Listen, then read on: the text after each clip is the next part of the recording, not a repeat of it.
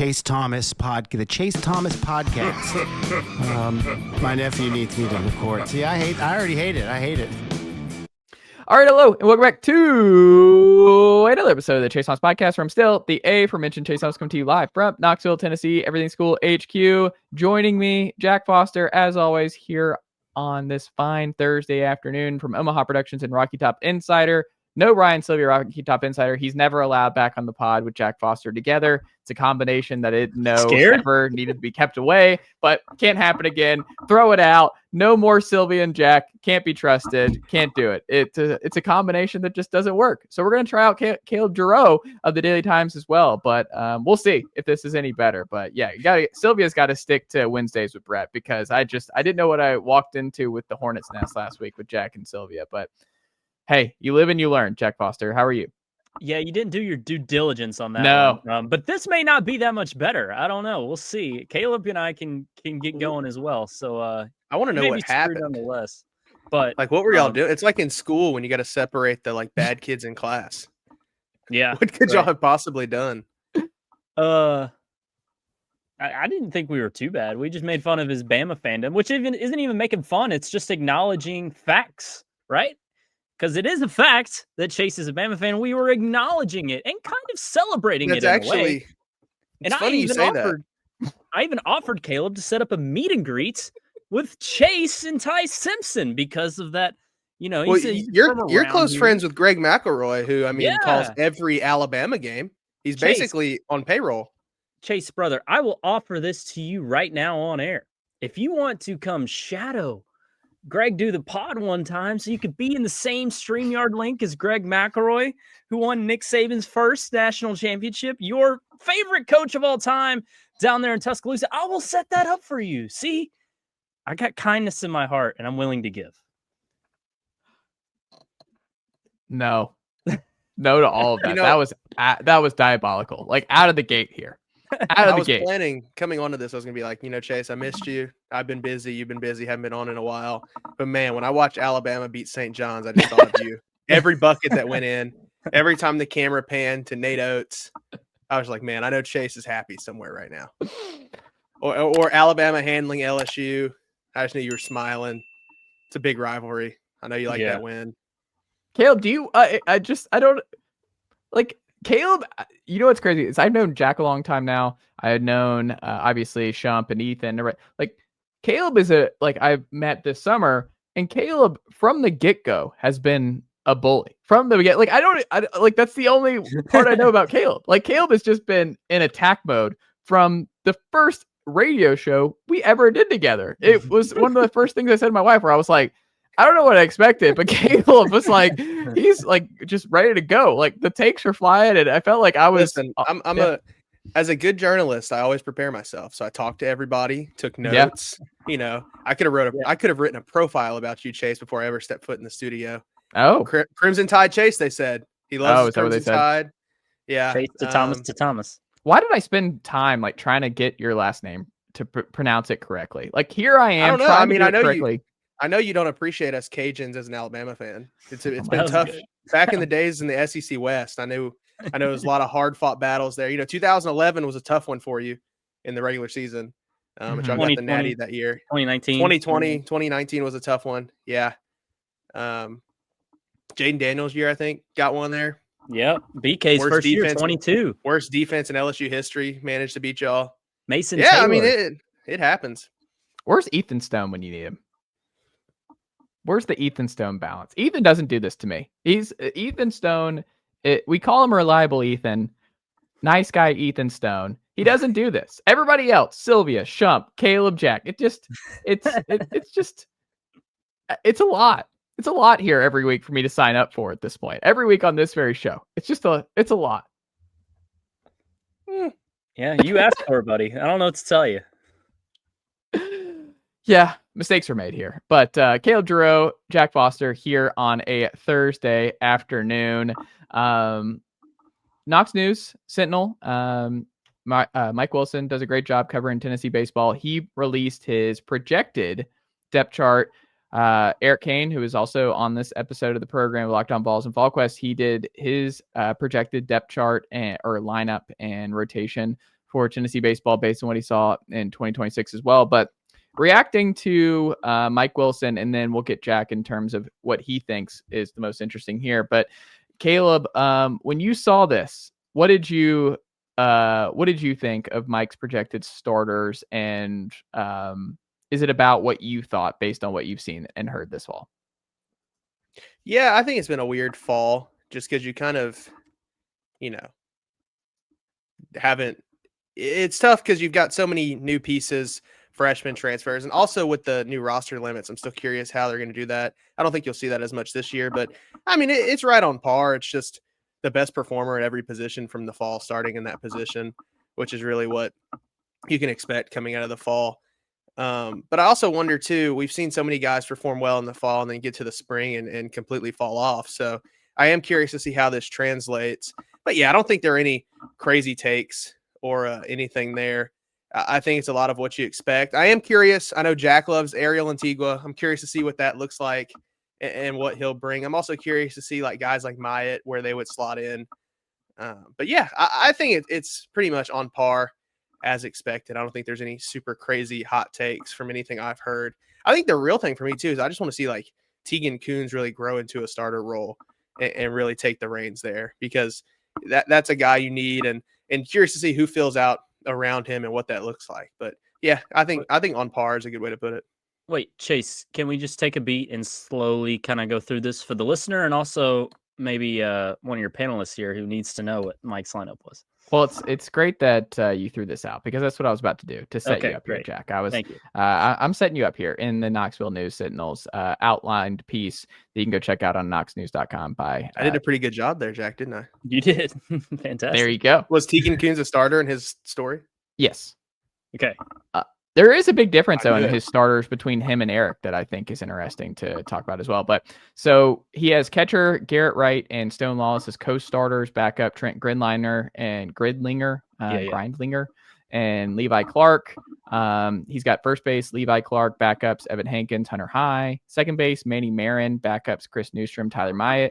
Third base Henry Ford, backups Blake Grimmer, Newstrom, and Marin. Shortstop Antigua, backup Marin. Outfielders, starters, Grimmer in left, Abernathy in center, Reese in right. Backups, Newstrom, Ford, Garrett Wright, Hudson Chance, and Taylor Tracy.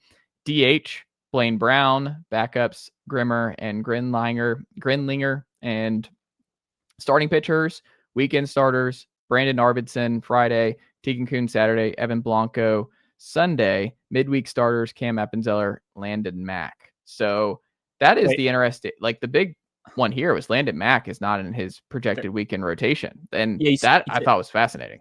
Did you say Kuhns, Blanco, and Arv? Mm-hmm. Yeah. Yeah, I think Blake Grimmer in left field. Is that who you said? Mm-hmm. That's kind of a sneaky big takeaway from here. I don't think we were talking about Blake Grimmer in that sense really so far. I mean, I know he's had a good fall, but for him to be starting in the outfield when he's kind of been used as an infield utility guy is pretty interesting. Yeah, it seems like Newey might be the utility guy this year, and Grimdog might be. Right, that's the thing. Newstrom is out of this lineup, right? Yeah. So, and where does Myatt? Myatt's also out. He's right. He's another utility guy. Yeah, I think Myatt is going to be limited to DH only. Like, I think he will be a rotational DH. And obviously, whoever Tennessee trots out as DH game one is not going to be the DH every game. That's a given. So I do think Myatt will get plenty of starts this year, but almost exclusively at designated hitter. And Newstrom, we talked about this last week, Chase, or 2 weeks ago, I can't remember, but he was a Tony guy. Like, Tony loved Chris Newstrom so much, and he gave him a lot more opportunities than we thought that dude was going to get last year as a true freshman, over Jay Abernathy pretty much all year when it comes to pecking order of guys getting ABs. And, maybe that won't be the case this year. Of course, in this projected lineup, Jay Abernathy is starting in center. I know Garrett Wright has worked there, but you figure he fills in behind the plate. So I think a lot of this makes sense, of course, as an Ariel Antigua advocate, as I claimed myself to be last season. I love him starting at shortstop, and that is my favorite thing about this lineup here. Out of curiosity, who are Kainer's starting rotation? Cainer does have Landon Mack. Are you talking about his rotation as a whole, or just the just weekend? Yeah. Weekend he has Arvidsson out and he has Landon Mack in. Interesting. Blanco and Coons. Yes. Okay. Blanco I mean, seems look, to, or Arvidsson- Blanco seems to have had a great fall. Correct. Yes. Shump has a nickname for him. Have you heard Shump's nickname for Blanco? I've not. The Little Bulldog. Why? Oh yeah. Seinfeld little guy. reference, George. Yeah, that's just kind of like you can go back and listen to the pod. He did a full Okay. minute explanation of why he has that I'll nickname. listen. But yeah, he's all He's in on built like Blanco. a Mack truck though. Yeah. Hey, Shumpert, same guy. He said Liam Doyle will be arguably the best pitcher in the SEC, and then he was. It's a good call. Look, Arvidsson not being a starter, I would sign off on, because we saw the heights he could reach as your bullpen maestro a year ago. You know, just that difference maker out of the bullpen. Could be used multiple times in the weekend. I think he could reach 2024 Nate Snead heights in that role potentially. So I would love that if Elander and Frank were confident enough in a starting rotation without Arvidsson, I would welcome that, because that means Arvidsson's going to be an absolute G coming out of the pen. And I think that makes this pitching staff better. If Arvidsson's having to start, it means some other guys just haven't quite lived up to the potential others may have set, such as a Landon Mack.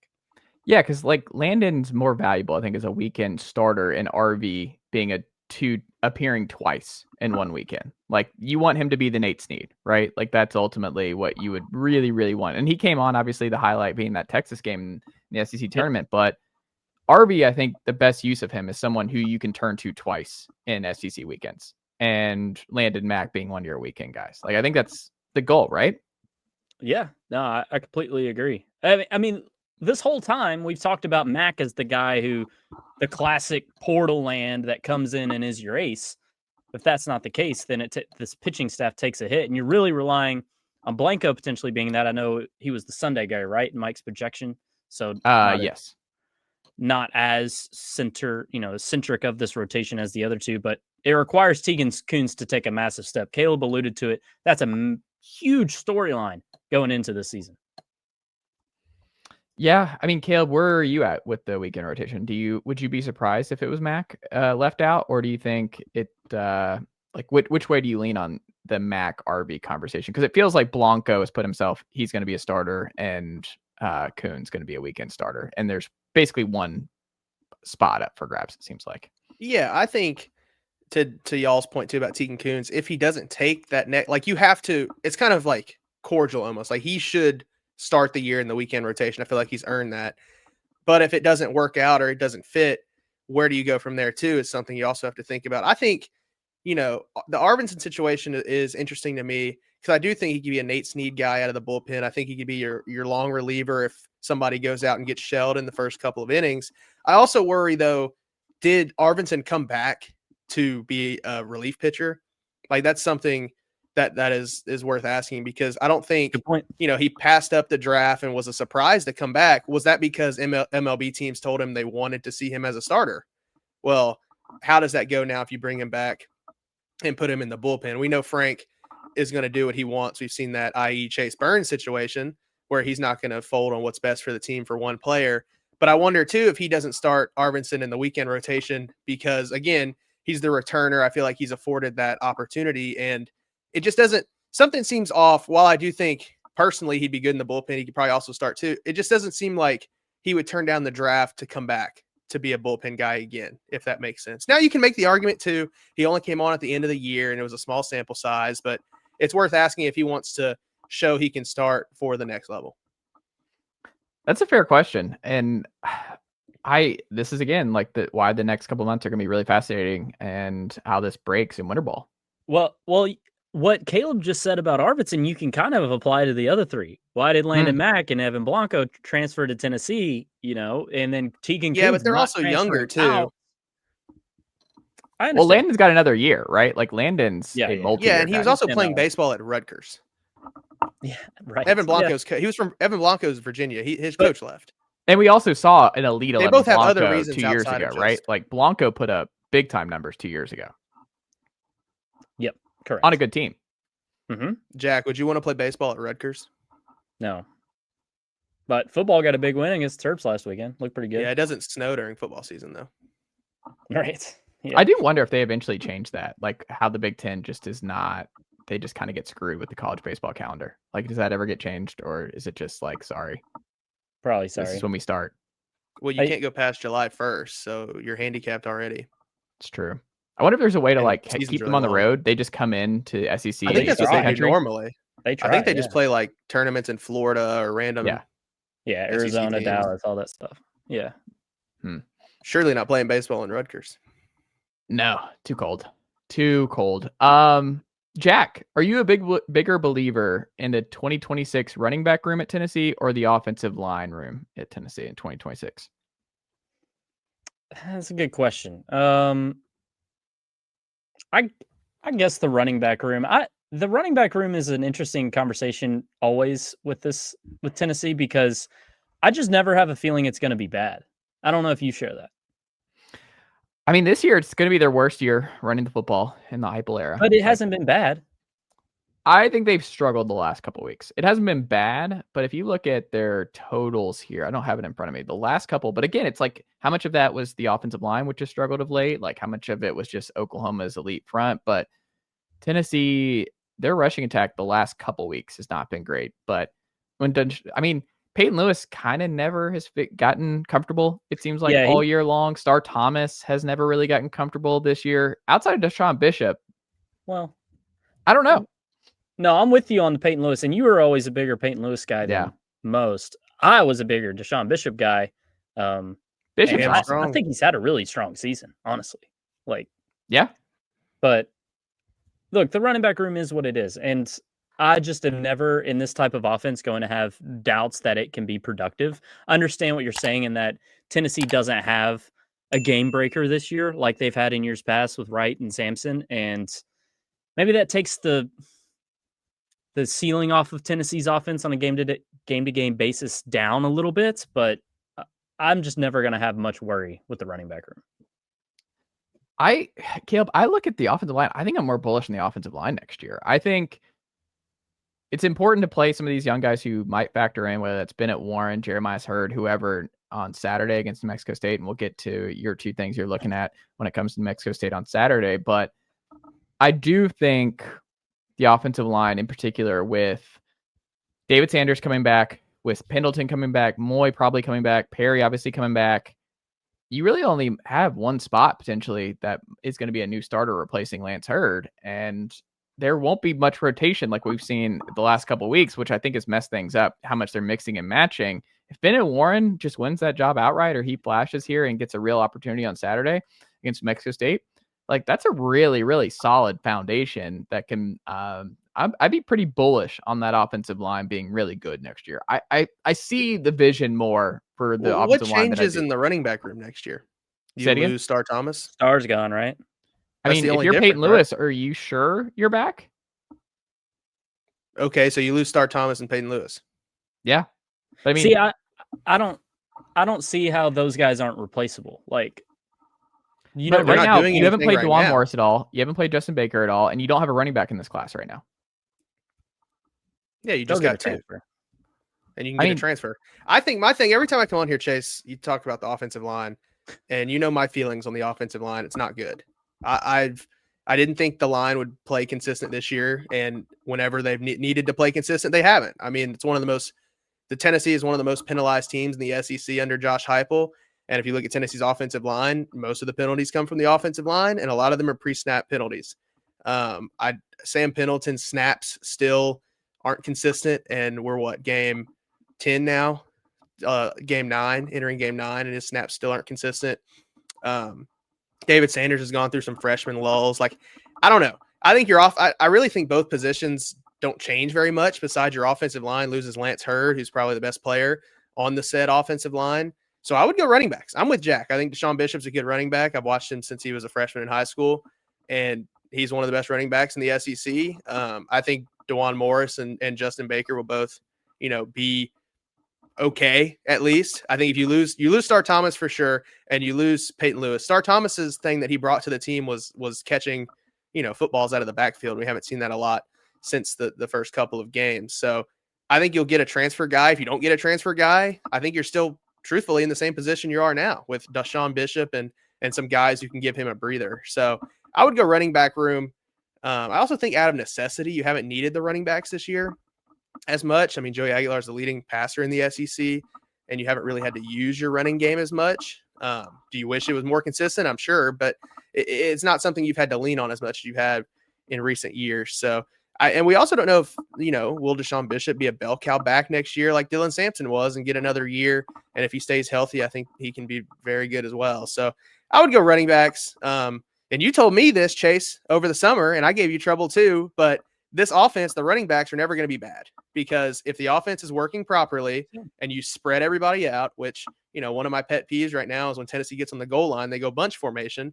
This offense is best when it spreads everybody out and you just win the numbers game.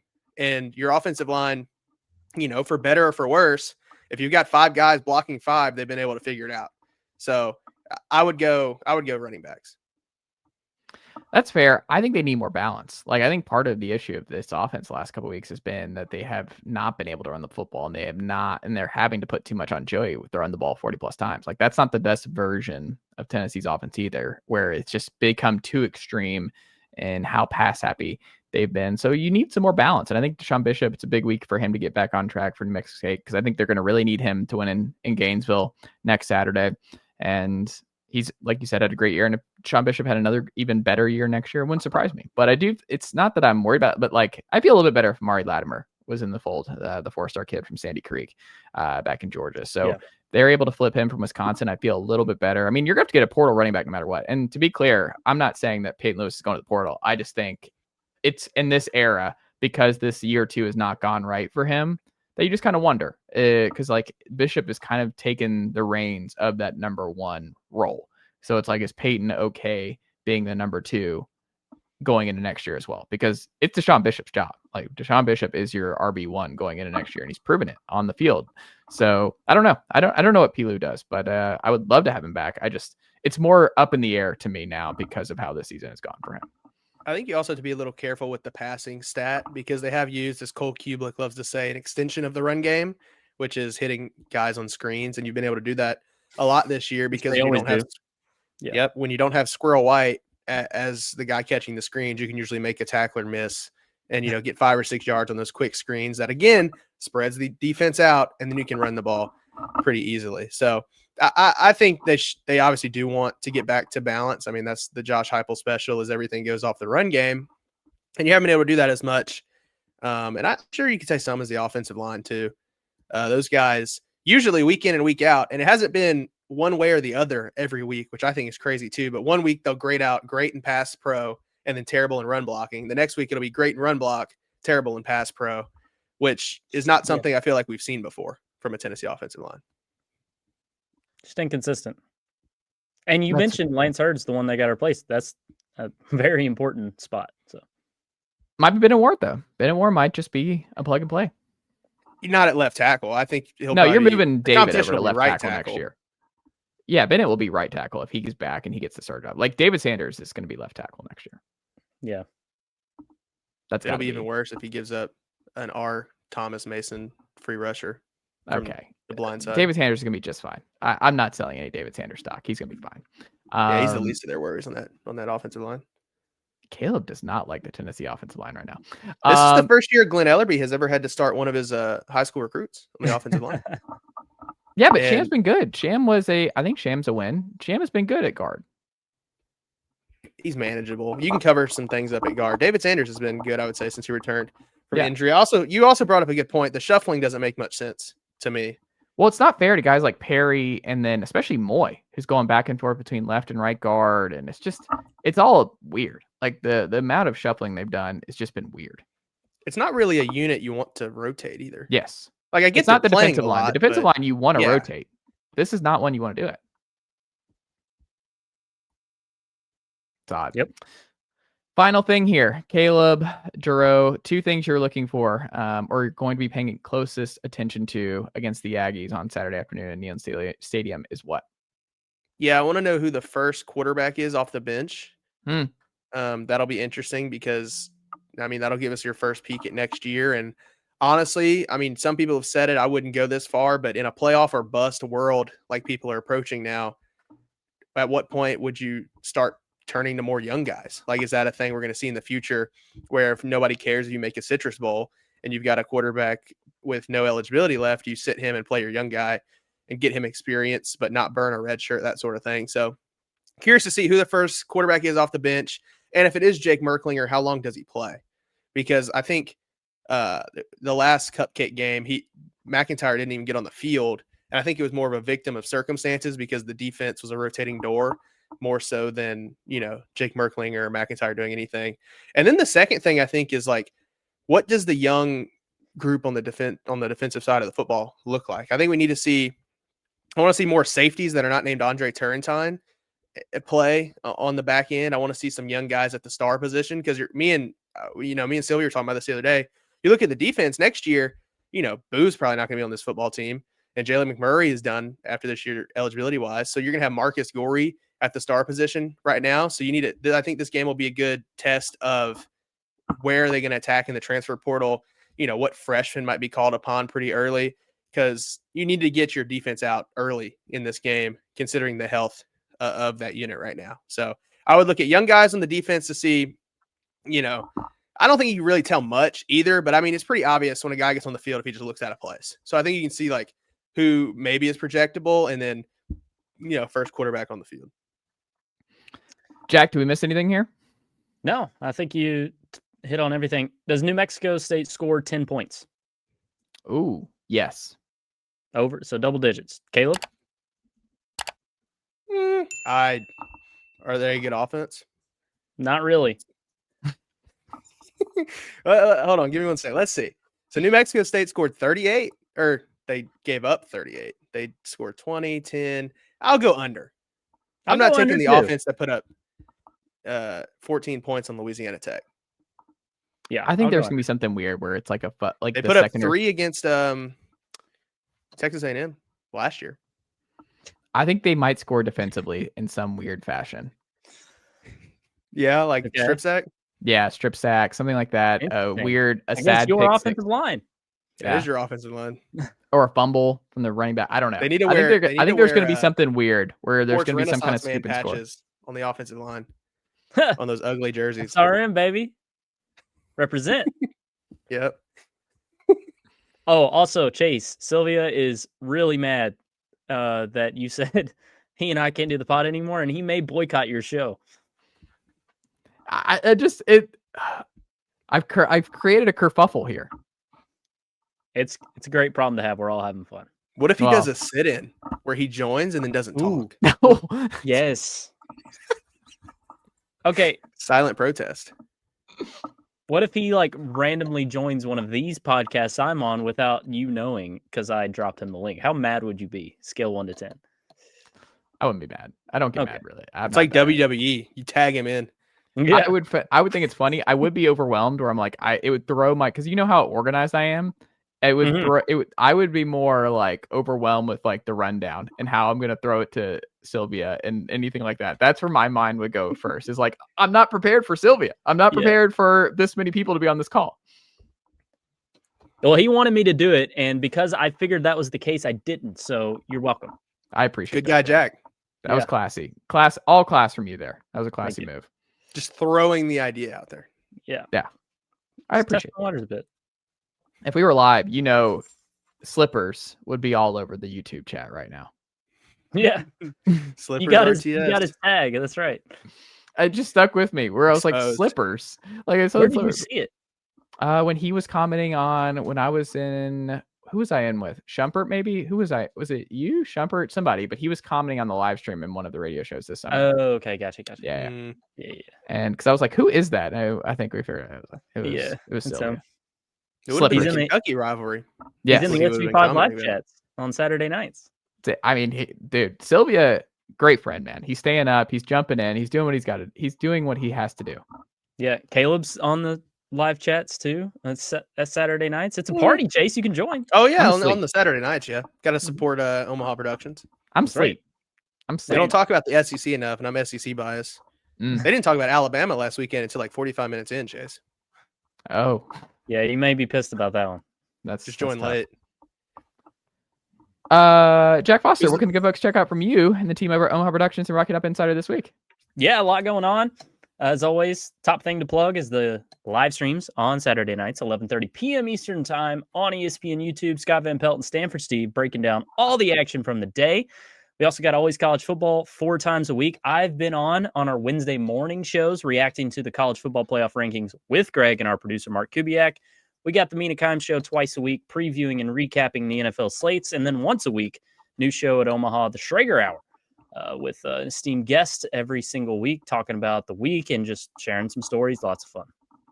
Love it. What about you, Caleb? Jarreau here with playoff time in full force in Blount County and beyond over the Daily Times. Yeah, high school football playoffs is obviously the most important thing right now, I'd say. Shout out to the TWSAA. Maryville is playing Riverdale this weekend. It's a 3-hour drive for them. Alcoa is going to Upperman, which is the middle of nowhere. And then we've got Eagleton hosting Grundy County, which is somewhere I've never heard of before. So we've got lots of travel, lots of interesting matchups, if you want to call it that, and lots of playoff football. I'll be at Maryville on Friday, Tennessee Saturday, going to the Lady Vols tonight. Yeah, so all around. Oh. And Jack, that Greg guy you were talking about, what school did he go to for college? The University of Alabama, which Chase obviously knows. That's great. I appreciate it. What number do you wear at Alabama? You remember? 12. See? Such a big fan. That's crazy. You should have lied there. Set him up and knock him down. Caleb, Jack, always a pleasure, and I'll talk to y'all next week.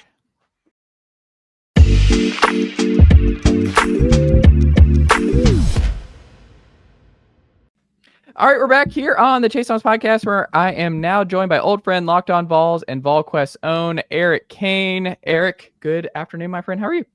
I'm good, man. Appreciate you having me on.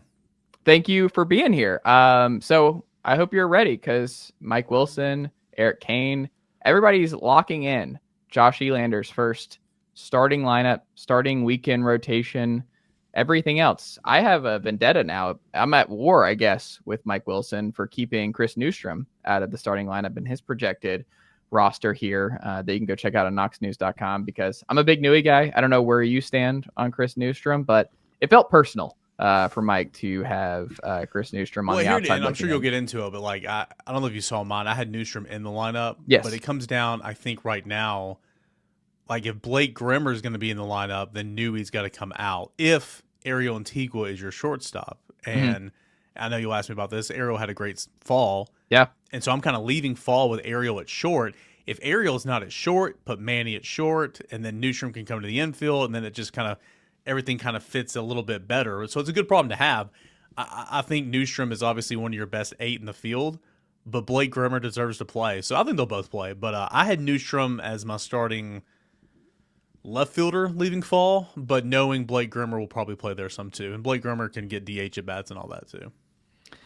Grimmer, the Grim Dog, is kind of I don't want to say the wrench, because I don't want to be a negative. Like, Blake Grimmer can hit. I think he's an important bat in this lineup, but it does make it kind of complicated, right? Like, I think Ariel makes it complicated in some ways where he fits if he wins one of these jobs. I think Ariel, to your point, like, I really respect Ariel for sticking around and sticking through this and continuing to fight. Like, I think that's one of the cooler stories, if it does end up working out for Ariel this year in particular, is that, like, he was a highly touted prospect. We thought he might go to the draft, which feels like forever ago. He arrives on campus, and he's never been able to carve out a consistent role. Obviously, the hitting is still coming along, but like you said, he's hit really well this fall. And he just was like, there's no guarantees. Like, he came back for another year where there's still no guarantees. And there were guys on this past roster who left for more guaranteed opportunities, and that's fair. And there's no shade or anything towards that, but it's like, it is a great story that Ariel is continuing to try and make it work at Tennessee. Like, Ariel, we know about the defensive upside and everything else. I mean, he starts hitting. It doesn't mean he has to be mashing. He doesn't be SEMO in the middle, in the top of the order, but he does need to hit better than what we've seen consistently at this point to stay as an everyday guy in the lineup. But I mean, I'm not betting against Ariel. I think he is. I do appreciate, I guess, how much he is pushed and continue to like try and make this work, because I think it's hard, and I think he deserves a lot of kudos, because like I think you're the same wavelength here, which is he's not guaranteed to be a starter in 2026, but he does have a good shot. He has an excellent shot. Again, if they were playing a game tomorrow, he would be my starting shortstop. And it's kind of funny, like all the talk about Ariel coming out of high school, and he always had the glove. Like that was, I mean, once you got to see it, it was like, oh man, he really does have a glove. Yeah. But it was a lot of offense. Like he was a great hitter, and came here, had a hand injury, sidelined a little bit, and of course came on there midway through his freshman year and started doing some good things. And last year, he obviously got a whole lot of run, on the left side of the infield at points in times throughout the year. And I think the errors kind of trickled up a little bit on an everyday basis. Like he'd make a great play, then he'd make a bonehead play, and that's got to kind of level out a little bit. But my point is he's always been considered a pretty decent hitter. We just haven't seen that here at Tennessee. Saw it here in the fall. I mean, I think Elander was quoted to us on Sunday when asked about Ariel. He's like, hey, we were joking around the other day, like kind of laughing. It's like the first 2 weeks of fall camp. It's like, have you even gotten out yet? Like seriously, he was on base almost every time. So that was good. I think that was a big fall for him. Him obviously for the coaching staff to see that, hey, he can do this on a consistent basis. But you got to do that again in winter, and you got to do that leading into the spring, and then ultimately, if you get a job, you got to continue doing that and hang on to it. So with him at shortstop, again, that kind of complicates things for the rest of the guys, and that's a good problem to have. Like I said, if Ariel's not in there, it's easy to say Manny Maringer shortstop.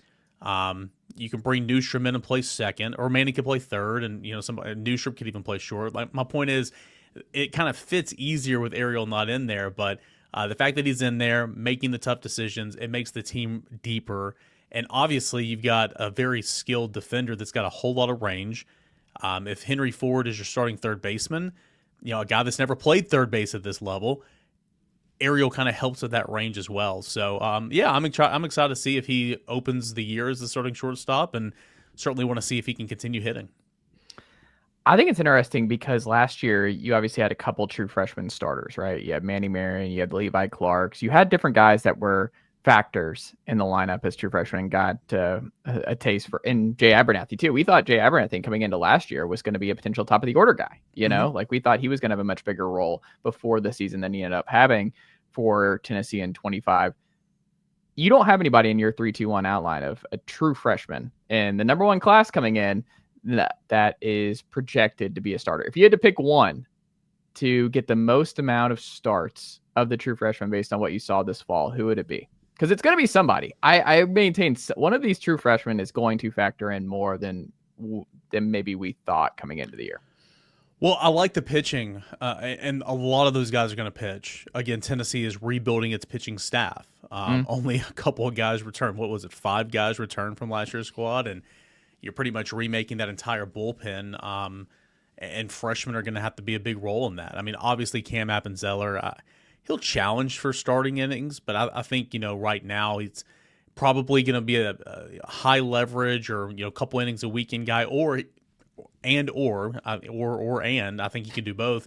He could be a midweek starter. And I think moving forward with the rosters the way they are, those midweek games, you're going to need more of a true start, unlike kind of how Tony and Frank Anderson have been doing in years past, where they, the starter pitches 2 innings and they just go inning by inning, sometimes batter by batter there in the end, trying to get as much guys in there. So I think Cam Appenzeller certainly is going to play a big role for this team. A couple of those other freshman arms were really impressive. I think a guy that I just don't see a lot of opportunities for, but had such a great fall, was Hudson Chance. I mean, he had a really good fall, but like you look at the outfield, it's okay, where's he going to play? And then it's like, well, could he get some at-bats as a DH? Okay, but there's like 3 or 4 other guys that probably need to get more at-bats than he does. So that's unfortunate. Trent Grindlinger, catcher, I think is going to be a really good player. He played some corner outfield as well. I think there's a point in time where Tennessee could utilize his bat, and certainly, depending on what's going on, he could catch some too. So I'll go with Cam if I had to pick one. Coming into this whole thing, I'd probably say Ethan Moore. I think he'll be a good player. I just don't think he's ready right now. He's got a good bat. I think defense was kind of holding him back a little bit, and that's probably a great opportunity for him to come to college and prove on his defensive skills before re-entering the draft here in a couple of years. But to answer your question in a long-winded answer form, I would go Cam Appenzeller because I think he's going to pitch a lot of big innings for Tennessee, and he was a top 50 player per perfect game, and a guy that was kind of on the fence is going to go sign, or is he going to come here? And he ultimately came here. I hope they're throwing Uncrustables at Manny Marin every chance they get. I hope Coach Q is just like whenever he sees Manny Marin, just throw another Uncrustable. We saw that Oppo home run he had at the end of last year, it's like the power is potentially there. If he can add, I'm not saying he needs to be Jordan Beck out there, but we need a little bit more power out of Manny Marin. The talent is there. Obviously great defensively and was figuring stuff out as a true freshman, playing a bunch for Tennessee last year. But I hope he's the guy where I'm just like, Coach Q, he's just throwing Uncrustables. Whenever he sees Manny Marin, just throwing Uncrustable. Because like I just think if he can get some more power and build off some of that Oppo power he showcased last year, I think he's someone that's really interesting to me in 2026. Because could he be a star? Is he still going to be kind of a role player? Like I don't really know what Manny Marin's going to be, and because he's a 2-year guy, right? Yeah, he's gone after this year. Yeah. He will be gone. I think he's certainly going to be more than a role player. I think he's going to be a starter. Again, depending on where Ariel is. Yeah. And Henry Ford for that matter. I'm leaving fall operating under the assumption that Ford's going to play third base. He can obviously play first, but I think that's going to be Levi Clark. He can obviously play corner outfield. I think he could certainly play left. But for a guy that turned down draft opportunities, came to Tennessee. Like, what's going to enhance your Major League Baseball opportunities more? Playing left field, first base, or third base? Center field would have been something, but I think Jay Abernathy and honestly Garrett Wright is going to play some center field as well too. Like, I think Jay's your starter there, and Jay's another guy that can play second base. Versatility is always a thing, but I think these guys, it's like versatility times 10 with this roster right now. People are like, well, no, but really, what's it come down to? I'm like, I mean, it could depend on this guy to this guy. I mean, true story. But Henry Ford, I think, can really help himself out and be more attractable playing third base. And I think he proved in the fall that he can do that. And, Chase, let's be honest, man. Like, we've had some great third basemen in the batter's box in recent memories. Not so much patrolling the hot corner. And Tennessee's won a whole lot of baseball games. So, yeah, I'm not saying Henry Ford and his defensive he's going to be a liability there. I'm just saying that it's not the biggest obstacle to overcome him playing third base, having not played that before. But anyway, he's there. Manny Marin could play third potentially. I think Manny's certainly going to be a starter, going to be an everyday player. His versatility is key. He's going to play somewhere on that infield. And, hopefully he can hit for more, of a higher average and some of that power can come in because he will be going to the draft where Levi Clark and Jay Abernathy and some of those other – I believe Chris Newsom's a 2-year guy. I need to double-check on that. But there are a couple of these 2-year guys, but Manny Marin's one of them, and he's going to try to make the most of this season. Yeah, well, I like it. Eric Cain. Final baseball one for you, though. Call your shot right now, November 13th, Eric Cain. Tennessee's best hitter. How far they'll make it? Well, say it again. Like in terms of how far they'll make it? Oh, no, I haven't even asked the question yet. Go ahead. I like that. You don't even know what the question is yet, Eric Cain. You're getting ahead of me here a little bit. Like, here's the question. Call your shot now. Tennessee's best hitter in 2026 will be who based on who you saw in the fall? Like when it's all said and done, we're going to say the best hitter was this person. I've been answering this question to the point by saying Ford, but I don't think you go wrong with Ford or Levi Clark. Levi Clark hit the crap out of the baseball this fall. I mean, just bullied it. And so did Ford. I'm going to go Ford. I think Blaine Brown is in this conversation. And that's your 2, 3, 4, right? Probably. Yeah, that's my 2, 3, 4 without a doubt. Blaine Brown at 2, Ford at 3, Levi at 4, hitting cleanup, and then 5's interesting. I think Blake Grimmer, if he's in the lineup, could be a really good 5. I'm going to go with Ford. I think Ford's kind of got the total package at the plate, but I think this is going to be a breakout year for Levi. I like that, and it should be a new bit for Tennessee baseball. What? They just because Ford out of nowhere is just going to end up at third base. It looks like it's just like it's a rule. It has to be a big time transfer. It has to play third base for Tennessee baseball every year. It's just that's the new deal. And Andrew Fisher obviously would have been there last year without injury. So let's just keep that going. Like this is the requirement. Like if you want to play baseball at Tennessee, you have to be a big time transfer and be our third baseman for 1 year. Hey, it's a pretty good line to fall in because there's been some really good ones here lately. So if I was a transfer, I'd be like, sign me up. Let's go. Maybe that was, we can call it like the Trey Lipscomb Memorial here because it's like he was the long-term guy and waited his turn. And that's just not common in today's baseball where it's like, you'll never have another Trey Lipscomb waiting his turn to be the everyday third baseman for Tennessee. and you'll never have one that's as skilled with a glove like Trey Lipscomb was. So good. So love Trey Lipscomb. Yeah. When you look at New Mexico State, y'all were talking about this on the Volquest mailbag here this week. People can go check out over there at volquest.com. And I thought it was interesting in terms of just the freshmen and who needs to play in that conversation. But I want to ask you, Eric, like, who do you think among the Tennessee true freshmen needs the reps the most against New Mexico State based on reps they've gotten to this point in the year, and that this is probably their last opportunity to showcase anything to the staff until the season concludes here? Man, you can go a number of different ways here. Let me go again a number of different ways. I think Austin maybe threw his name out there. Maybe it was Brent, and I think it makes a whole lot of sense. And this is the guy that no one's going to lead off with. Bennett Warren, tackle. Because here's the thing, when you go into this offseason, and you know, we assume, you know, maybe that's not going to be the case, but working under the assumption that Lance Hurd's going to go to the NFL. You have David Sanders coming back, Jesse Perry, who can play tackle. Then you have Bennett Warren. Could Bennett Warren be your starting one of those tackles? Maybe. At minimum, he would be your third tackle. And, you know, you got to have three tackles that can absolutely play. So if you're Bennett Warren, you're probably sitting here like, man, I kind of hold some cards here. Like I can maybe go ask for a raise essentially because they need me.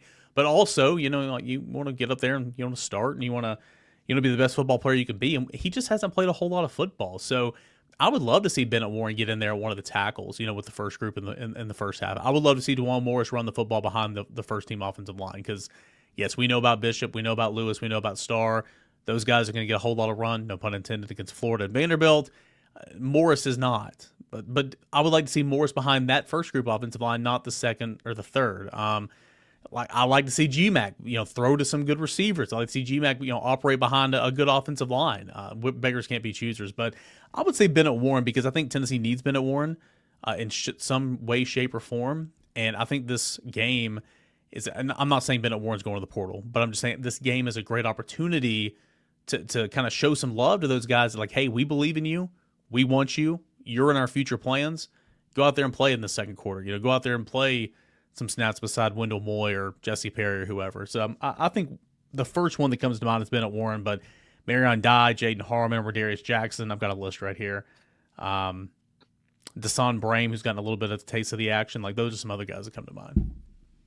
Yeah, I'm kind of surprised we haven't seen more of the corners, like Trey Poteet or Dylan Lewis, or just to like try a little bit to see what you've got there.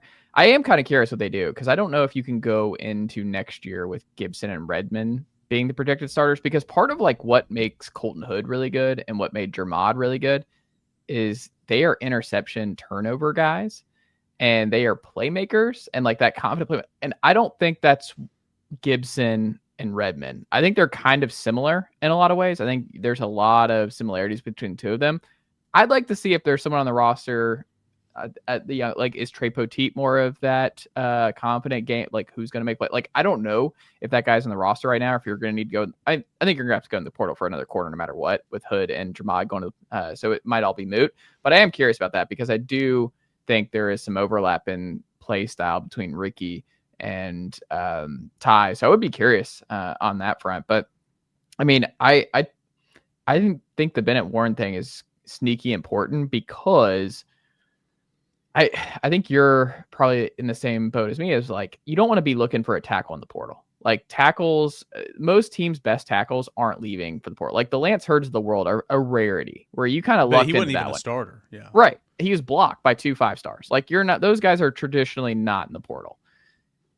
You don't want to be in a situation where Tennessee has been in the past, where they're kind of like, hey, we just got to take a body sometimes or something like that to just, you don't want to be in that spot. And if Bennett Warren, who's a blue chip guy that you evaluated a couple of years ago that you liked, who I assume you thought could be one of your starting tackles down the line, this is an opportunity to give him a shot outside of those post extra points for Tennessee. Like this is a real opportunity for him. So I think I agree with you because the best version of Tennessee in 26, I think, is Warren and Sanders as your tackles and Perry on the inside at guard where he was working also. Like that's a really clean fit and a lot of continuity that you would prefer. Continuity is really good across the offensive line, as we've seen the last couple of weeks where so many different people moving around. Like part of me wonders just how much of that has played into the pass protection and rushing attack issues of Tennessee's offensive line. Because that's been one of the weirder parts about this season is that the offensive line's kind of regressed here down the stretch.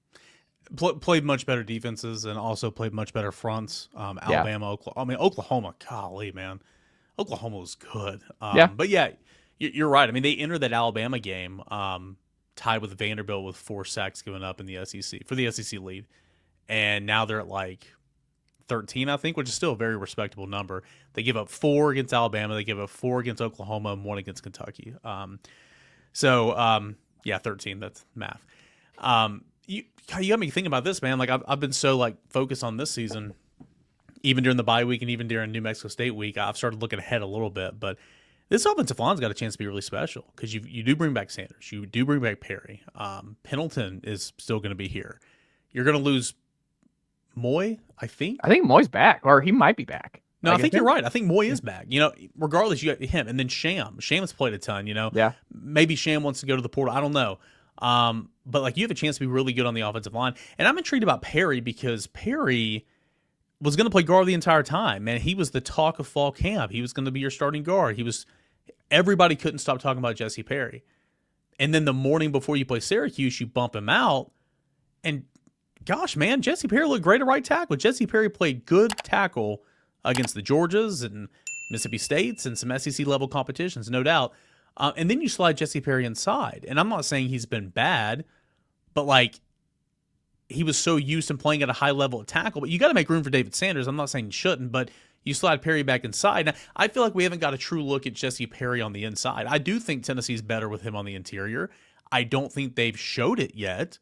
But I do think moving forward, like Perry next year with Sanders and Warren or whoever, I think that's really, really interesting. Plus, again, Pendleton and maybe Moy and Sham. I mean, gosh, that offensive line's got a chance to be really good. I mean, Tennessee's going to have a new starting at quarterback. We think, right? We think. I mean, unless there's a year we don't know about or a court challenge or something, they're going to be blessed behind a really good offensive line.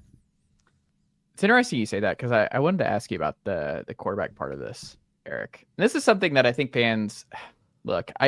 Joey's been awesome. I appreciate all. Joey's been a lot of fun. He's made Tennessee's offense fun again in a lot of ways. But I think fans have to continue to I think we all have to continue to I don't know how I can best frame this, where you can't look at bowl games the way you used to. Like bowl games are exhibitions. I would look at them as the same as preseason games. Like we are now in the playoff or bust. Like when we go to 16, like it's just, they don't matter. And I grew up on bowl games. I love bowl games. It doesn't matter. And it's one of those with just the opt-outs and everything. And I'm like, that's fine. Like I'm okay with all of that. But you're going to go into next year. We're assuming it's going to be a George versus Faison 9-month battle in the offseason. I just think you have to try George. Like if you're assuming Jake's not going to be around, and that's tough for me as a former commander in the Merklinger men. But I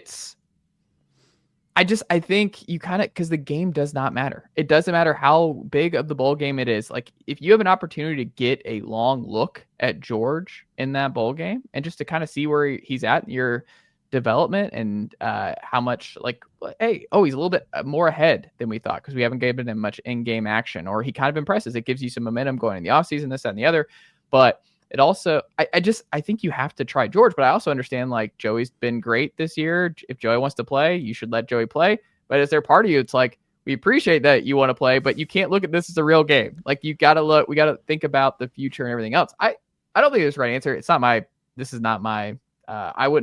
I'm not going to throw my hands up either way, but there is a part of me that's like, we have to look at bowl games differently. Like it's not a game. Like it's not a real game. This is a showcase for next season. And Joey, we are assuming, is not going to be around for next season. So try George to see where he's at for a full game with the ones. Yeah, but I don't think coaches think that way. Yeah. You know what I'm saying? Like, I mean, it's logical. I'm not saying you're wrong. I'm just saying I don't think coaches think and operate that way at all. Let me ask you this. Now I'm rhetorical because I'm going to answer it. Like, did Nico starting that Citrus Bowl, do anything for him for the next year? Like, I don't know if it did anything for him necessarily. It did something for me. I went through the entire offseason like, okay, yeah, this guy can play. Like, I've seen it. I've seen him put 4 quarters together against a pretty stout defense. It made me feel better. But I don't necessarily know like how much better Nico was for getting that one game. Sure. I'm also intrigued to know, like, I mean, Faison's going to come in. It's going to be awesome. I can't wait to see what he's all about. I like George. George's got to put on some weight. I like George a lot. But, like, say Merck leaves or you're down a quarterback in that room, like, you're going to have to go get somebody. And so, like, I've been talking about this on my show all week long. Like, this is a bigger topic of conversation. And I'm not saying you don't try to go get the Faisons of the world or the Nikos of the world, right? But look at all the teams that are being successful right now. Outside of the college football playoff rankings the other night, all right? 25 teams, 16 of those teams have transfer starting quarterbacks. The national championship game last year, two transfers at quarterback. Heisman Trophy winner, a transfer at quarterback last year. You know, like is there something? I'm not saying you go out and pay $4 million and get Carson Beck. I'm just saying, you know, can you just go add to create competition? Like Austin Simmons was the starter at Ole Miss all offseason. Chambliss comes in as a guy to compete. Look at him now. I don't know. I don't think there's a right or a wrong answer. I think that if somebody leaves, Tennessee will have to get a quarterback. But like for the future, I'm very much in the camp of like go to the portal, go portal shopping. Because think about it, your team right now. Like we talked about that offensive line, defensive line should be pretty stout. Linebackers got to take a step because they're filled with a lot of good players. Ty Redmond's going to be only better for everything he's gone through this year. Ricky Gibson's coming back. Go get a couple of safeties in the portal. You should be able to field a really good team next year. Say you go add a 2-year starter at quarterback. Now, maybe not the SEC. Maybe at a group of 5 or whatever. I don't know, man. I think that's something to explore for sure. And again, I know you were talking about bowl games here, but I kind of went off that tangent. But what do you think about that? Like, I think it's a really interesting debate. And I think that it can be different for each program. I don't think there's a right or wrong answer. And I do think that there can be, like the Ole Miss route, I think there's an opportunity for both. Go sign someone from high school that you really like. Go to the portal, bring in somebody, go compete. No, I think it's a fair thing to weigh. I mean, I don't think there's a right answer to this because, look, I mean, DJ looked ready to go until he wasn't. Like, this has been a season from from him, but he was 6-1 as a starter last year, and his only loss was he left with a lead in the Florida-Georgia game. So how much of that was just DJ regressing this year, or how much of it was just the coaching staff and everything around him just really failed him and it messed him up, or how much of it was the mysterious injury stuff that was going on in the spring? So it's like, that looked like that was going to be a home run until it wasn't. Gunnar Stockton obviously waited his turn. I think there's nothing wrong with going internally on the blue chip guys if you're going to give them time. Like, but those are rarities, right? Like the Gunners and the Ty Simpsons who wait for so many years. The Marcel Reeds, I think you look at and you're like, well, that was just kind of, you had a big time blue chip roster and it all fell into place.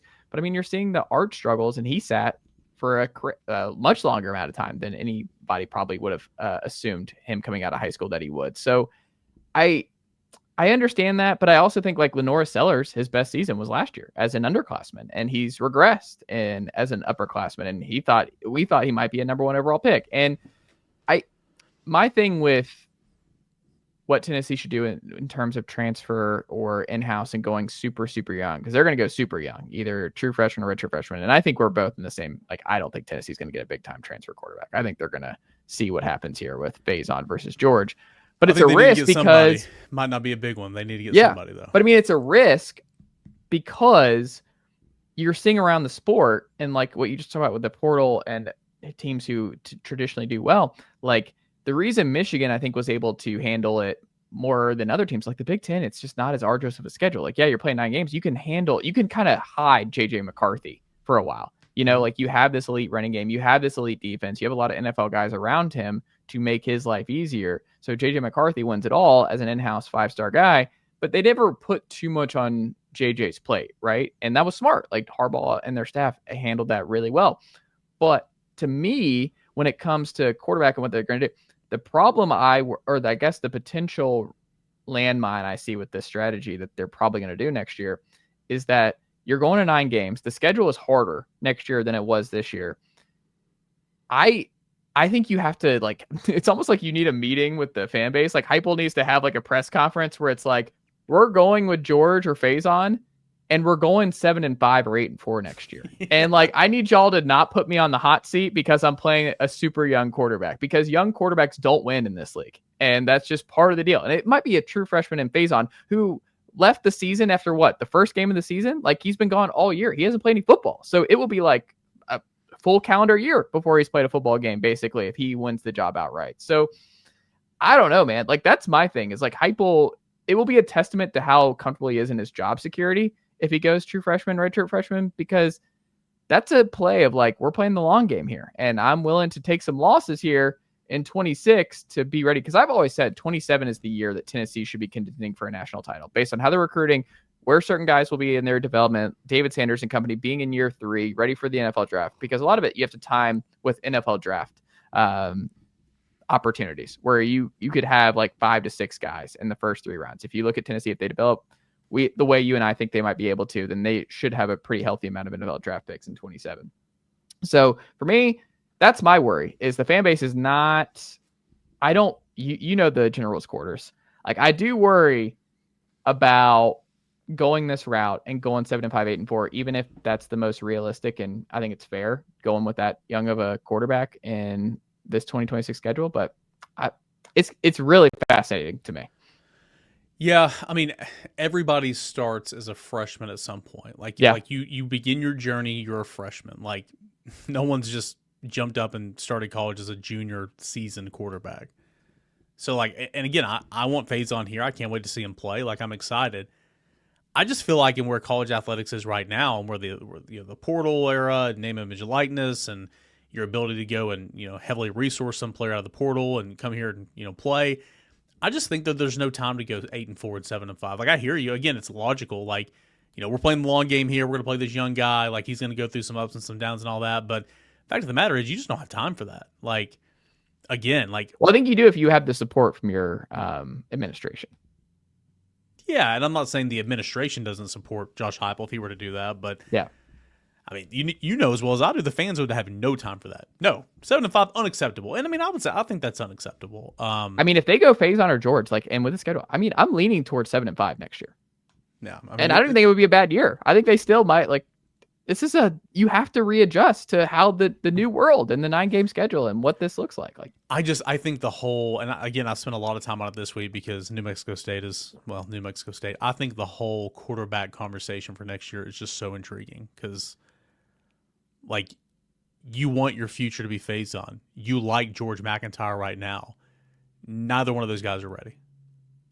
Will they be ready after spring? I don't know. Like, I probably not. Like, I mean, George has literally got to put on some weight, man. Like, he's got to get bigger. I mean, this is a big boy league. I mean, Nico still looks super skinny, but he showed up at like 188, 180, maybe 185, and he played as a starter in this league at like 211.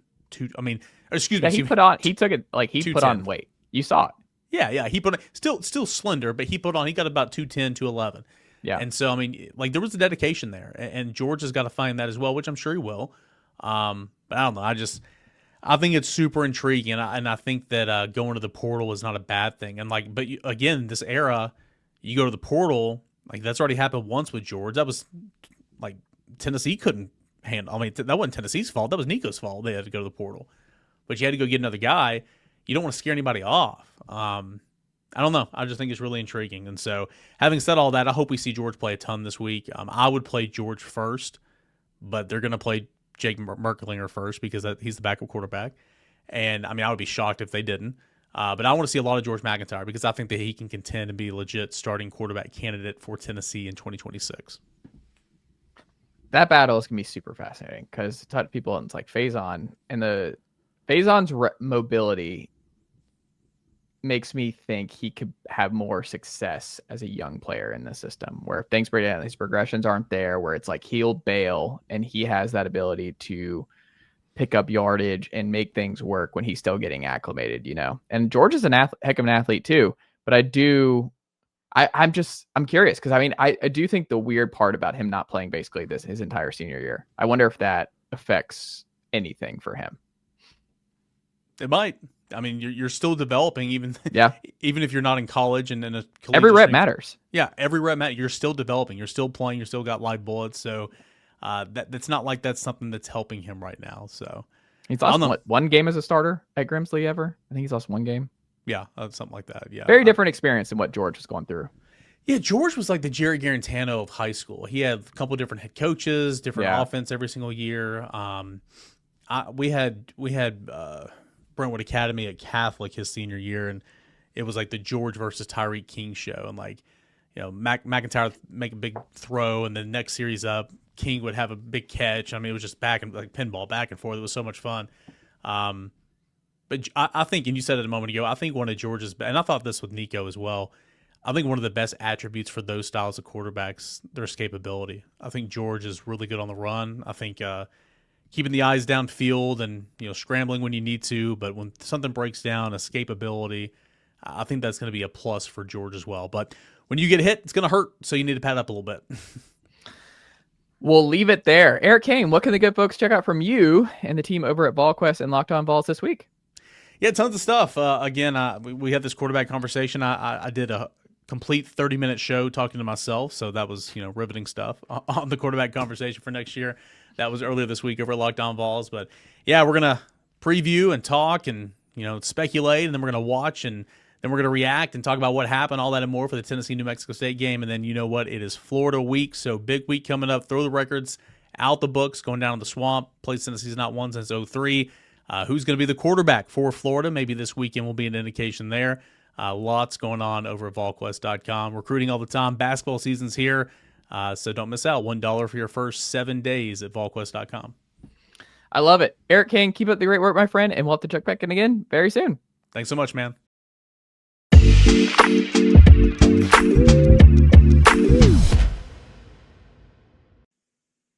All right, we're back here on the Chase Thomas Podcast, where I'm now joined by Russell Smith, host of The Drive, Monday through Friday, 3 to 6, right there on FANRUN Radio, Fox Sports Knoxville. My old colleague and coworker on The Drive with Bob Baskerville, The Bear, and Walker Smith. He did 3 hours of radio, and the man said, let's keep doing it. Let's keep talking Tennessee Vols. Let's do it here on this very program this Thursday night. Russell, how are you doing, sir? Sometimes 3 hours isn't enough. I need more mic time. That's what the world needs, is more Russell. Actually, could you do a 5-hour show? What's that? Could you do a 5-hour show if yeah?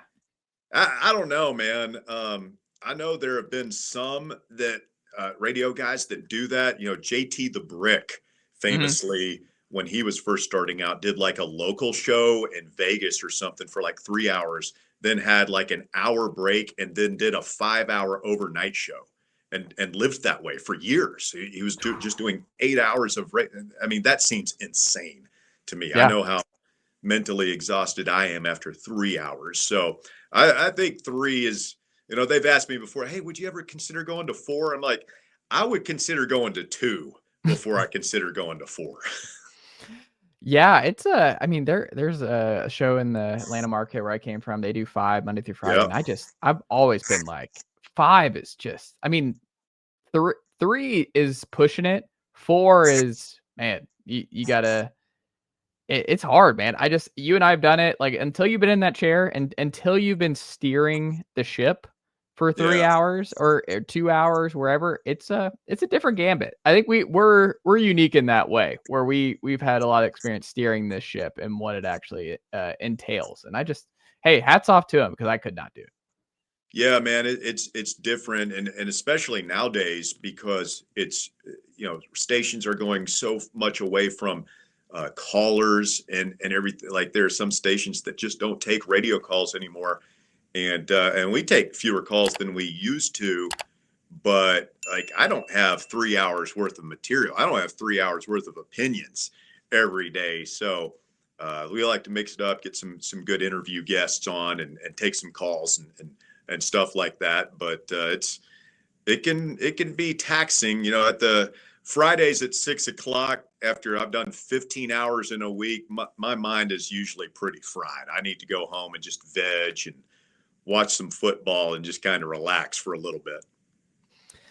Well, you've had that this past week, because as we were talking before we jumped on here, Tennessee athletics, with the bye and now New Mexico State this week, it's it's been weird. It's been a weird 2 weeks for Tennessee sports. But I wanted to start off here because we're now 3 games remaining for Josh Heupel in year 5 with the Tennessee football team.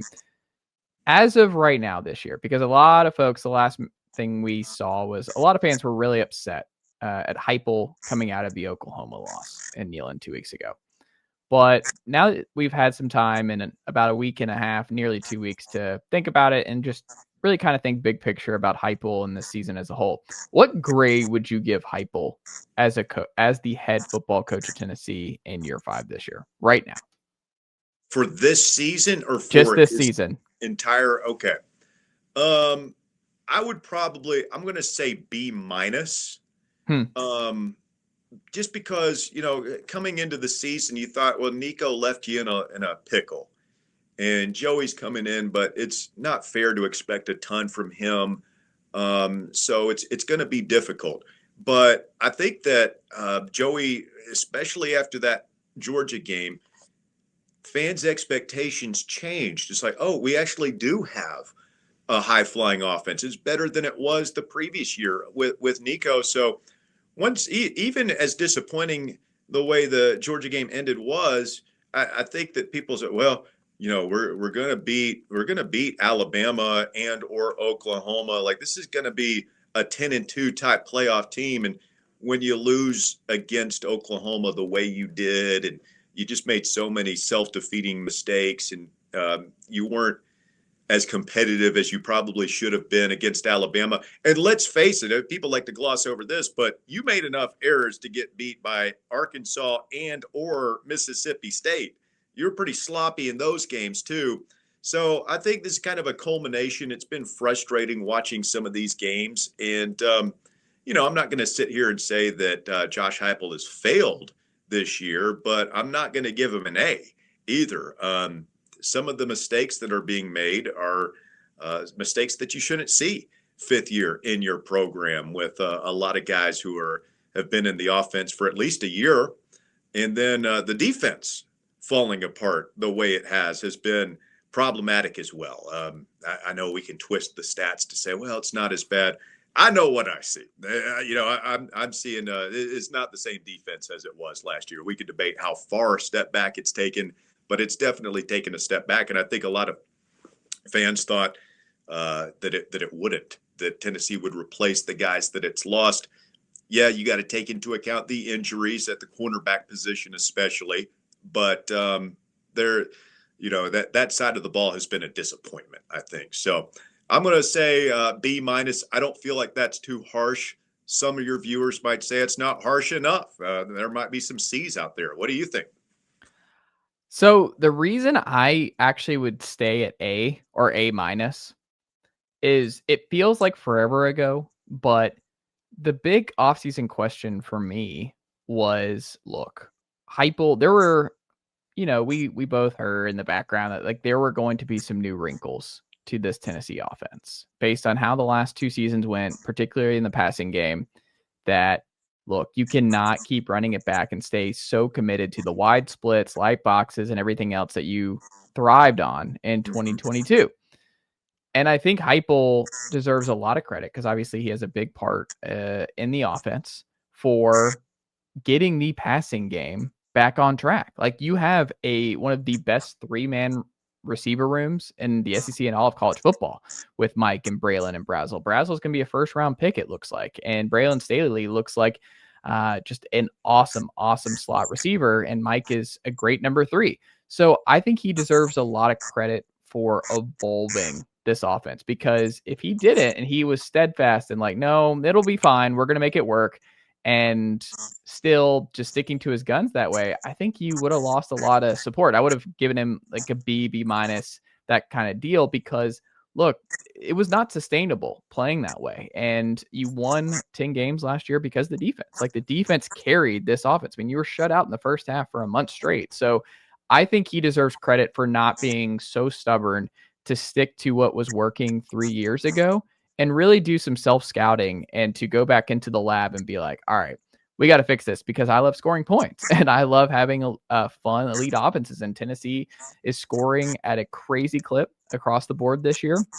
They're scoring against SEC competition. I mean, they absolutely blitzed Georgia for the first time in the entire series, where they really, I mean, they obviously should have won that game at home, but I think even having them in that spot, based on where things have been and how we felt about the Georgia game coming in, I think he deserves a lot of credit for making that, putting them in the spot that they were in. So yeah, you want to be a playoff team, this, that, and the other. And your point about Joey, it's like, man, I don't know a lot of coaches that would have been able to make that work when you lose your 5-star quarterback, regardless of what you thought Nico was going to be this year in April, and then just get somebody who you really had no idea how he was going to fit into your system because you didn't have time to evaluate and really dive into the tape. And it's like, how is Joey going to fit here? So, and getting him ready to go, I think was super important. So I still go A just because the offense has been as good as it has been, given the circumstances and given what we saw the last 2 years. So I still got to give him an A for that. So your expectations or satisfaction level doesn't change and evolve over the course of the season. You're just sticking to what you thought it would be coming into the year. Yeah, I think so.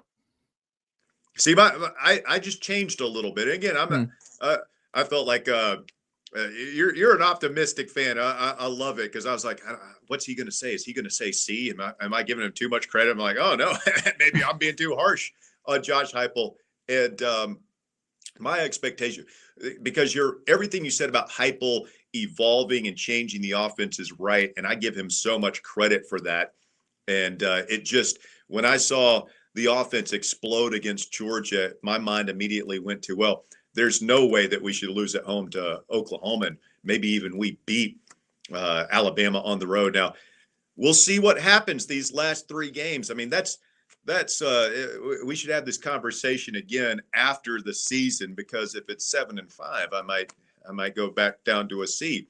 If it's 9-3, I might come up to where you're at right now. So a lot could happen, and that's the fascinating thing about college football is you think you have a read on your team by November, and we kind of do, but the jury's still out on this team to me. And what happens at Florida and against Vanderbilt go a long way towards determining for me, my ultimate opinion. It's not made. It's not cast in stone yet. That's fair. I can't wait for those final 2 games. Maybe it's very silly of me I mean, you're favored by 5.5 in the Swamp. I mean, there is just no excuse not to get over that hump this year. Like, if you don't get over the hump this year, I might actually drop down to a B. Like, if you don't beat Florida, this version of Florida, that would be really hard. And then I think the final game, like, I hope students come back and they get back in town for that one, because that might be a night game. If you look at the slate, like, might be a night game in Neyland. It's going to be one of the bigger games of the day. Tennessee has I didn't even think about that fall break for that Vandy game.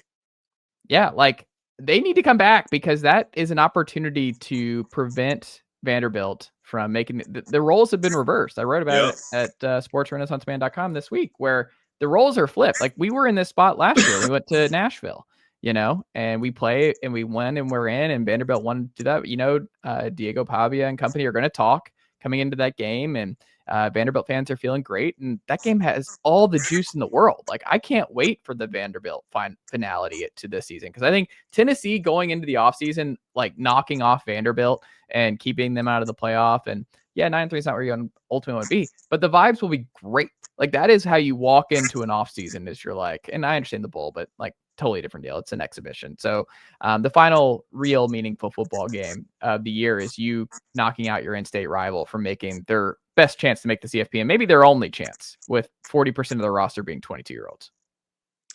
Yeah. We talk about Tennessee's expectations coming into the season and how they changed and have evolved over the course of the season. I mean, think about Vanderbilt. Like, we thought that they might be feisty this year. I don't think anybody realized that we would be having legitimate playoff conversations about Vanderbilt, and here we are. So that's what we love about the sport, right? Is think about all the things. If you had told any of us over the summer, hey man, by the time November rolls around, James Franklin gone, Brian Kelly gone. Oh yeah, and Vanderbilt is going to be fighting for a spot in the playoff. We'd be like, well, what happened? I mean, how could all of those things happen? And it's college football, man. It's just the best. I agree. Hoops is also here, Russell. I know you're a big hoops guy. I'm a big hoops guy, and Bob, obviously a big hoops guy. So this is y'all's bread and butter here. Like, we're about to get into the drive peak here with it getting chilly here on Rocky Top. But through 3 games now, the most impressive player to you has been who for the Vols? Great question. Probably Estrella.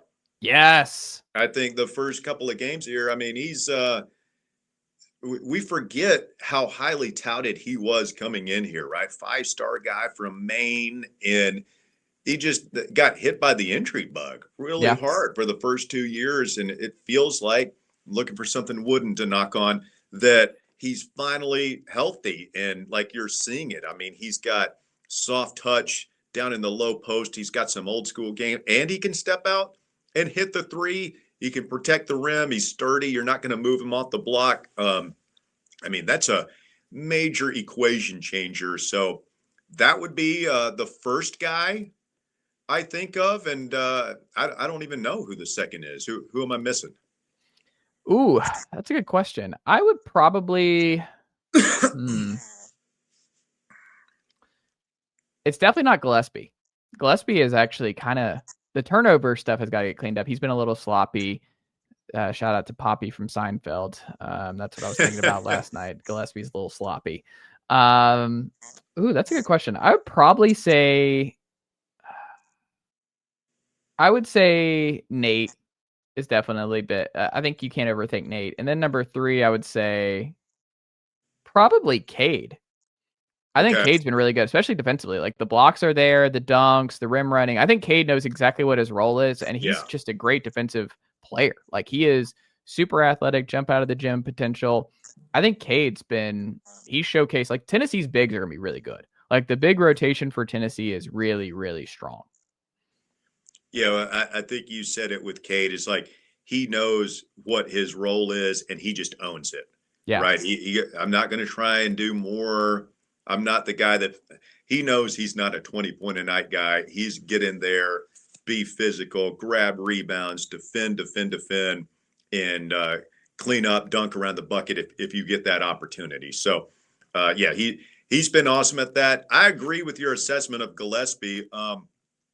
My general take on basketball so far this season, and again, it's early. It can change and evolve just like football. My take is that we are a shooter short of being an elite team. They're a pretty good team. I think Ament is pretty good. Gillespie, maybe not the superstars we thought they would be coming into the season. Maybe they're just feeling their way out a little bit too. But I think they've been very good, not great. And I think there's a hole at that 2-guard position. If you had Chaz Lanier on this team, I would be all in. This is Rick's best team, Final Four, here we come. But I don't see that shooter, let alone depth of shooting on the outside. And you just wonder, it's like, man, if you could have landed Isaac McNeely, who is a great shooter playing for Louisville right now, who we thought we were going to get before Louisville came in and money whipped him. If you could have gotten Rodney Rice, who I understand the asking price was just too high. They didn't want to pay him what USC paid him. I think that'd be a difference maker. But the one that really stings Chase to me is Cam Carr. Like, if he had stayed here, and he is balling out right now for Baylor. He's had a couple near 30-point games. If he had stayed and waited his turn, he would be the 2-guard on this team, a 30-minute-a-night guy, and an absolute star. And he's probably going to be all those things for Baylor, but that doesn't, that doesn't help us.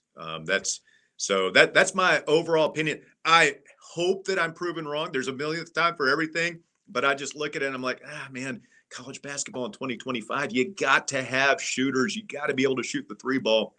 And we were 30% from 3 last night against North Florida. And I just wonder, man, I worry if we're going to have those games where we just can't pound it inside, can't dominate around the rim, and we've got to have shooting. And I just don't know if we're going to have it outside of Gillespie.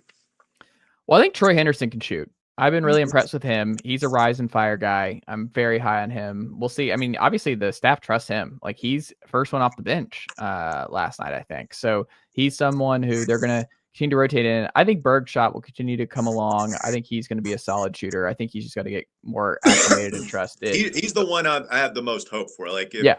I hope that he develops. I know the first couple of games he's been playing the point, which I find a little bit odd.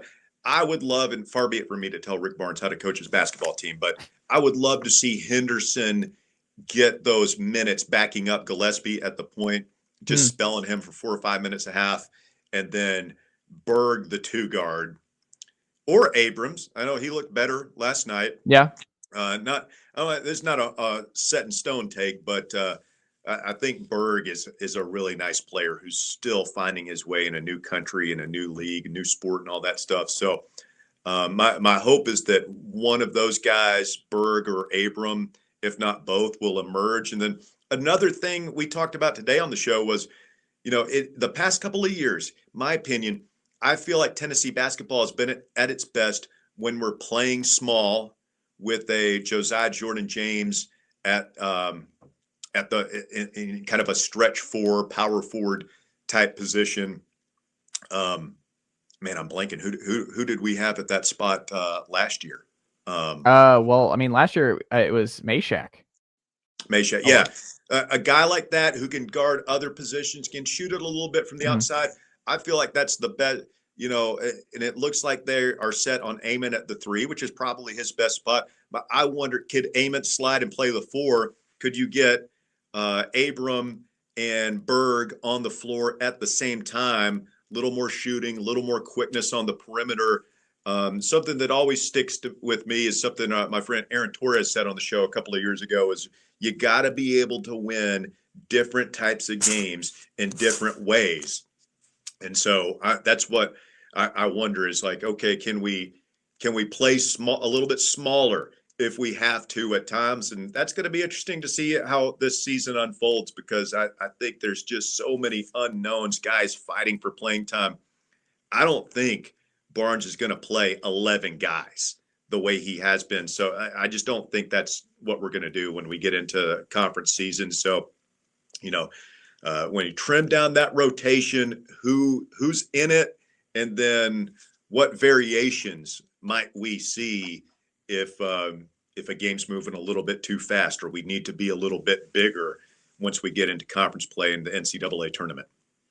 I think that's why Estrella is such an X factor, because you haven't had someone you could just throw it inside to when things get tight late in games. Like Estrella's going to have to play crunch time, and I'm a huge Estrella guy, and I've been a huge show guy for years. But like he has post moves, like you saw it. Like he has a bag. The way the kids call it, like JP Estrella can score in a myriad of ways inside, and when things get tight, especially in college basketball, like if Tennessee's not shooting well, like one of the things I think they've not had is someone they could just throw it inside who can draw fouls and create inside and get easy baskets at the rim and challenge guys at the rim. And I think he'll play, like I hope Barnes plays Akpara in him more and more, because I think Akpara can play that corner 3 on offense, and you can slide him out on the perimeter a little bit more so that you can let JP cook a little bit on the strong side and just hide Felix at times, because he doesn't have to park it inside and really congest the lane and stuff. So I think there's a way to make it work. But yeah, I mean, I think that's the one where you just have not had that in years under Barnes, like just someone you could trust inside to go to work when things are tight. And I think the sky's the limit for JP. I think JP is going to be a really, really good player this year if he can stay healthy, knock on wood.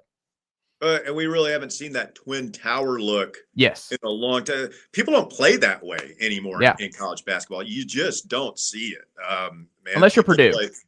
Well, even Purdue, like have they ever had 2 7-footers on That's the floor at the same time? I know Michigan did that a little bit last year, but those guys like Wolf and I forget the other one. Those guys could really shoot it, right? They could step out and shoot it.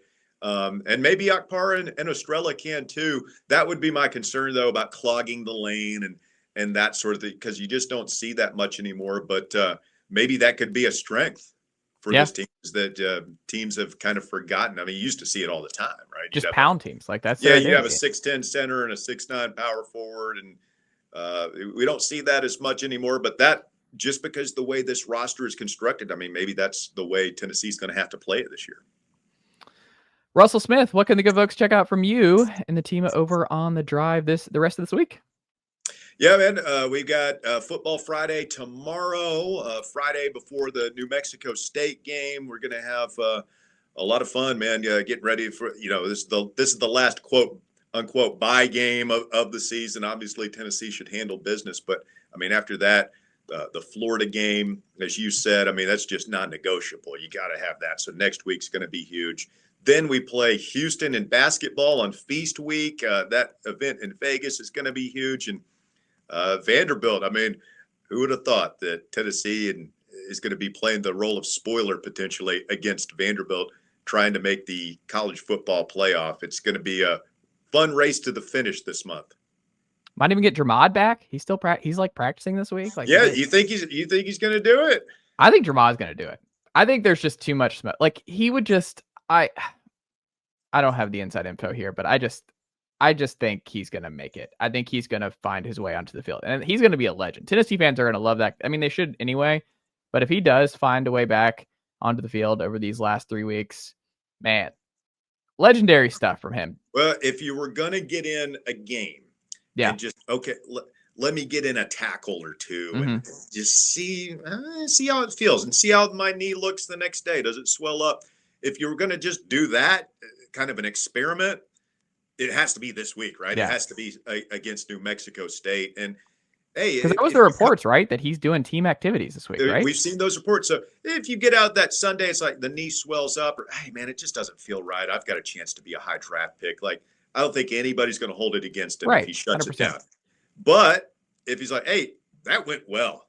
I'm ready. I'm in shape. Let's play football. Like, that would be such a huge just shot in the arm and boost to this team, these fans for these next 2 games. That, like you said, I mean, he would go to legend status for playing when you don't have to, when you have as much for him to lose potentially. That goes a long way with fans, and I can't imagine that it wouldn't go a long way with NFL front office types that are like, hey, this football means a lot to this guy. This is the guy we want on our team. He loves football and he loves his team. Like, that's the other part. It's like, that's a team guy move. Absolutely. I love it. Russell Smith, always a pleasure. And we'll have to check back in again very soon. Yes, sir. Thank you, Chase. Nicely done, nephew. The Chase Thomas Podcast. Hell yeah.